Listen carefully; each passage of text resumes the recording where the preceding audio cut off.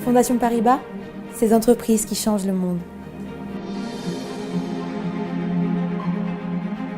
Ce sont les progrès en psychologie cognitive et en pharmacologie qui ont permis l'essor des traitements des TCS et leur déploiement à grande échelle. Les troubles du comportement et de la sociabilité. On a du mal à s'imaginer maintenant. Mais il faut bien se dire que ces phénomènes pouvaient vraiment entraver la société. Ce qui était un vrai problème de santé publique, tout comme le diabète ou l'obésité, a quasiment disparu. On ne peut pas faire avancer la société avec une masse d'individus qui refusent le changement. On ne peut pas. Parce que c'est comme ça que ça se traduisait, les TCS. À chaque fois, le point commun, c'est un fond de pensée de persécution, une incapacité à accepter les contraintes et la frustration. Et bien sûr, comme dans le sillon de toutes les pathologies mentales, il y a la marginalité, le chômage.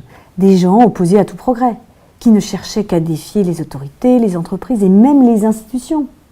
Le coût social et financier était énorme. On n'imagine plus aujourd'hui avoir sur la place publique des comportements paranoïaques, des espèces de réactions d'hystérie collective, voire violentes, comme il pouvait y avoir il y a 10 ou 20 ans. C'est quand ça prenait une dimension collective, le pire. Les individus qui étaient le plus touchés par ces troubles entraînaient ceux qui n'avaient qu'une simple vulnérabilité et qui n'auraient jamais été dans cette déviance sans l'influence des autres. Il ne faut pas oublier que derrière des comportements anormaux, il y a de la souffrance. Toujours.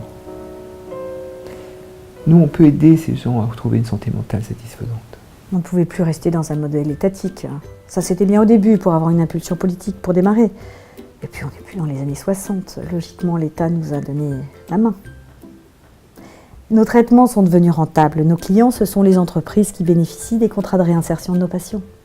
Actuellement, on travaille sur de nouveaux traitements en cours d'homologation pour d'autres publics, d'autres troubles qui pèsent sur le vivre ensemble. Protéger notre jeunesse, protéger les valeurs de notre pays, permettre aux esprits libres et éclairés, ceux des vrais progressistes, d'évoluer dans un environnement favorable. C'est ça, notre mission.